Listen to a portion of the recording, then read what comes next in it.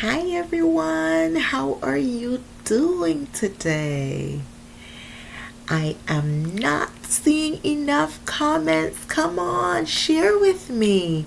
Let me know what you would love to see.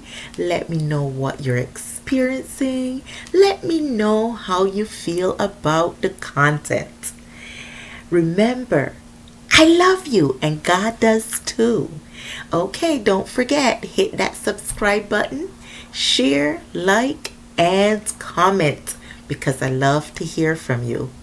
Well, let's get right into it. Okay, last time I discussed a little about ways of comforting your loved ones and others through a grief experience, right? Things that you would do.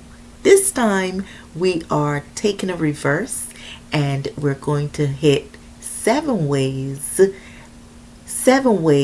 that you should not offer comfort during a period of grief. So 7 things you wouldn't quite say or do during this time of grief. So let's hit the road. Yes, so sometimes we wish to offer comfort to a loved one or someone close that may have been experiencing or encountering grief. Sometimes in trying to do good and reach out and, do the right thing, sometimes we do erupt some emotional roller coasters around along the way. So we have to be careful on that, on our thoughts from the other person who might be hurt or frustrated because of something that we might say that we didn't intend to cause any hurt or harm, but may cause some frustration or even anger. So here are 7 ways we should be mindful with what we say or might approach the topic of comfort to someone else who is in grief, who is going through that mourning process, right? And that these things we should refrain from doing during this period of grief. Yeah, so just be mindful. Be more mindful when we're talking to people going through the grieving stages and mourning and so forth. Things that they might take the wrong way. So, one, just because that person that have passed on might be Christian doesn't give one the right to tell the person in mourning that they should not be sad. Don't be sad. They're gone and they've gone on to be in a better place because they have gone to God in heaven. Nope, nope, nope, nope, nope. You saying that can cause this person to feel like they do not have the right to grieve, right? So we should be real mindful of that, okay? Let that person evoke or bring up that conversation themselves. 2, you should get over it. No, no, no. We don't want to tell someone they should get over it. It's been too long now, or I got over my grief in less than a year, so I think you're grieving too long. No, we can't compare the two because different people are going to take a different time period than another person would. So one person is going to experience and encounter the grieving process different from another person. So we can't expect people to rush through it, right? And expect them to be like you or be like somebody else. So that is a no, no, no. Again, we don't want to do that. Not that they should get over it, because really and truly, I feel like, in my opinion, grief is not something you get over this loved one, because you never really get over it. You cope better with it. You get through it, right? You don't really get over it. So telling someone, oh, you should be over this already, it's been too long, no, I think that's a little harsh. Okay, so we have to be mindful of that. So definitely everyone's journey and time to heal, that process is different. And coping is different. And we will have vast times before the grieving and the mourning process and period ends. So don't let's rush anyone. Everyone's timetable is different. 3, you need to be strong. You need to be strong and not hold on to this pain. Why are you holding on? Be strong for your kids and be strong for your spouse. No, no, no, don't do that. That's another form that they might feel like if they're being pressured.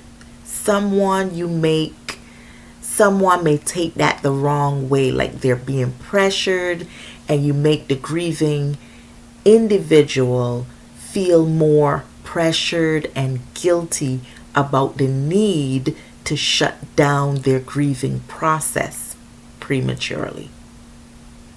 So someone might feel like, okay, maybe they're right. Maybe I should just stop this and, try to get it together for the sake of this or for the sake of that or for the sake of this person. And they haven't finished healing. Okay? So we don't want to do that either. So, 4, you don't want to say, I thought you'd be more upset than this. Oh, no, no, no, no, no. Anyone grieving needs a break. They need that time out from the heaviness and the sadness that comes with grief. So sometimes you might catch a person probably trying to watch a comedy show or a movie, and they might laugh, or they might feel something with whatever else they've taken a break to do, and you come in and you say, well, she's in a better place, she's in a really good place, she's happy, she's laughing, why is she not sad, or why is he not sad, right? We cannot make these kind of assumptions just based on seeing that person in a good place, because they might just be taking a break from grief. And you need that. You need to do that, right? You need to escape. Make a way of escape once in a while. If not, it's going to take you much longer to overcome, the process. The process. So yes, we don't want to judge. We don't want to assume that because they're laughing or might be just having a good moment, that they don't feel that they are just not dealing well with the grief. You might also feel like they're not sorry enough because of their loved one's death or passing. So try not to assume and jump to conclusions and be judgmental about that as well. Let's just be mindful of that. 5, feel better knowing that this person is no longer suffering or in pain. They're in a better place. No, no, no, no. And we've all done these things and said these things at one time or another, not thinking you are trying and you're coming from a good place. You're trying to help this person and comfort them. But sometimes not all persons are going to take it that way. Some people will find that that's very offensive. Some people it's a turn off. Some people it ignites them to be more angered and frustrated about everything. So we have to just be more mindful, be more careful, and watch how we approach this person who's going through this very difficult grieving process. So telling that person that statement, it could possibly be true that the loved one who passed is out of pain and they're no longer suffering, And it does not, for this individual who's coping, it does not make their pain any better, because they still feel that pain of losing them. So it's not easier hearing this. It may, but let that statement come from the person themselves, right? Let them share their thoughts. Let them be the ones to start that conversation and say, I know my husband is in a better place. I know he's out of his suffering, and I feel this way and that way. Let that come from the person themselves. So you might want to make some suggestions of what will work for this person. You should exercise, and you should get out more often, because this is doing you no good. All these suggestions could possibly be helpful, and we mean well for them, right? But as the saying goes, different strokes for different folks. It is appropriate here, because what might work for one person's grief might not work for another person in who's grieving. That individual could possibly take that offensively as well. So saying it, maybe for them, it's pressuring. It feels pressuring, and they get frustrated if they're not ready yet to go out, if they're not ready yet to exercise, if they're not ready yet to take that next step. You could frustrate them, right? Everyone has to grieve in their own way. Everyone is different, and they have to grieve in their own way and at their own pace. So that might be pressuring someone. And 7, finally, saying it is obviously his or her time. It's his or her time and what God wanted. Now your version of the sunny side up to that is a comforting blanket for you, spreading, and you can seem like a sour lime or bitter pill method to this person, right? And this might be taken in an offensive way to them as well. So you came from maybe a good place trying to help and comfort, but this was not taken that way, and it was an incorrect form that you proceeded to do, right?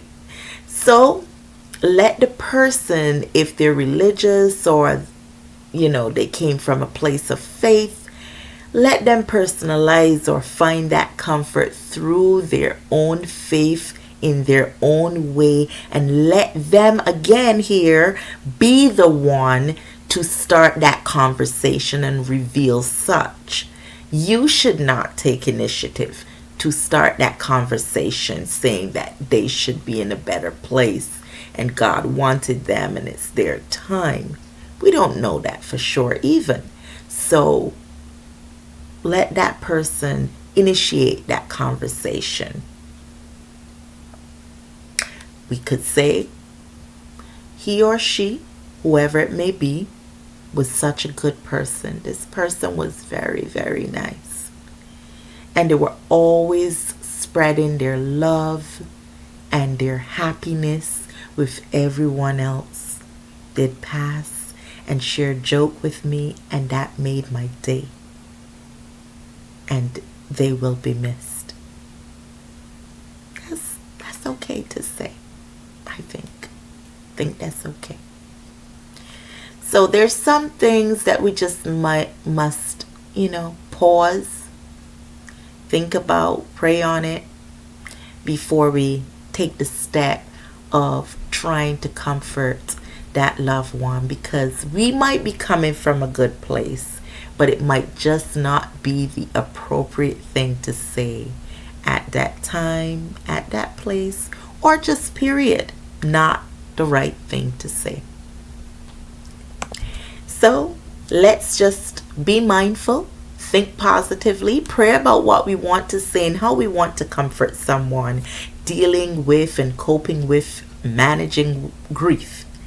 Let's think carefully when next offering those wonderful words of encouragement and comfort during that difficult period of loss for someone else.